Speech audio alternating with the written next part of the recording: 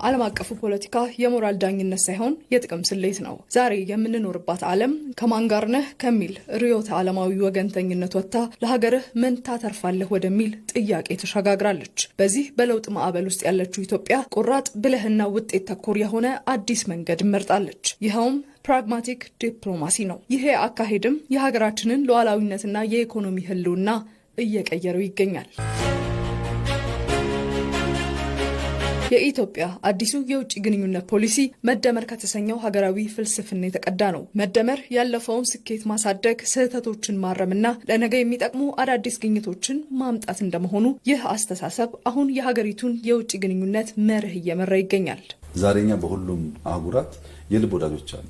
ሚስጥር የሚያጋሩን ትሬንድ ከኛ ጋር የሚያያዝ ጉዳይ ካዩ ሰው ልከው ይሄ ጉዳይ ያለ አስተውላችኋለሁ የሚሉን መረጃ የሚሰጡን፣ በችግር የሚደግፉን፣ በትጥቅ የሚደግፉን፣ በስልጠና የሚደግፉን የልብ ወዳጆች አሉ።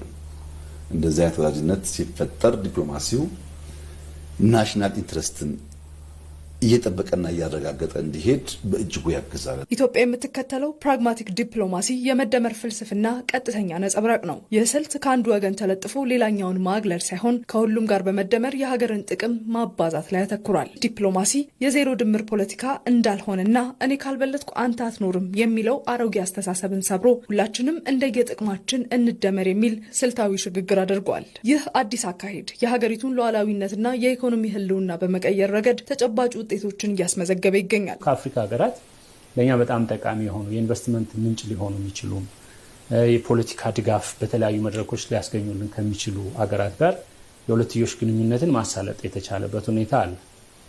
ይሄን በሚደረግበት ጊዜ ማለት ከብሔራዊ ጥቅም ይልቅ ምናልባት የፖለቲካ አቋምን እንድታራምድ ግፊት የሚያደርጉ ሁኔታዎች አልነበሩም ማለት አይደለም።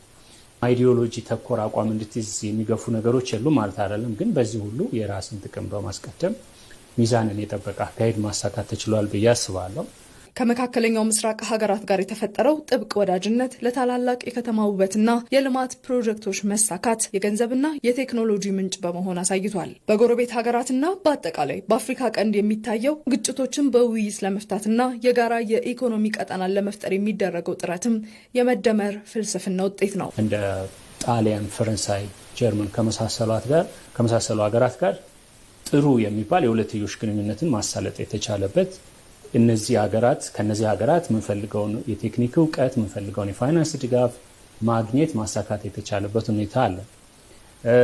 ወደ ምስራቅ ከቱርክ ጀምሮ ወደ ህንድም፣ ቻይና፣ ራሽያ የተለያየ አይነት ጎራ ላይ ያለ አሰላለፍ ላይ ያሉ ሀገራትን ቢሆን ጠንካራ የሚባል ግንኙነትን የሁለትዮሽ ግንኙነት ማሳካት ተችሏል። ይሄም የብሔራዊ ፍላጎትን በማስቀደም ነው። በመደመር ፍልስፍና የታገዘው ፕራግማቲክ ዲፕሎማሲ ሀገራችንን የጥቅም ተካፋይ ብቻ ሳትሆን የዓለምን አጀንዳ ቀራጭና ተጽዕኖ ፈጣሪ እያደረጋት ይገኛል። ከቻይናም ከራሽያም ጋር ስትራቴጂክ የሆነ የአጋርነት ስምምነት የፈረመች ሀገር ነች። ከምዕራባውያን ሀገራት ጋር በአገር በቀል ኢኮኖሚውም በሁለትዮሽ የብድርና እርዳታ ስምምነቶች በከፍተኛ ሁኔታ አቅም የፈጠረች ስትራቴጂክ ወሳኝነቷ የሚመሰከርላት ሀገር ነች። የኢትዮጵያ አዲሱ የዲፕሎማሲ መንገድ ብሔራዊ ጥቅምንና ሉዓላዊነትን ባከበረ መልኩ ከዓለም አቀፍ ነባራዊ ሁኔታ ጋር ራስን እያስማሙ የመጓዝ ጥበብ መሆኑን የፖለቲካ ተንታኞች ይስማሙበታል። ይህ ጉዞ ኢትዮጵያ በዓለም መድረክ ላይ ያላትን የቆየ ተሰሚነት በአዲስ ጉልበት እያደሰላት ይገኛል።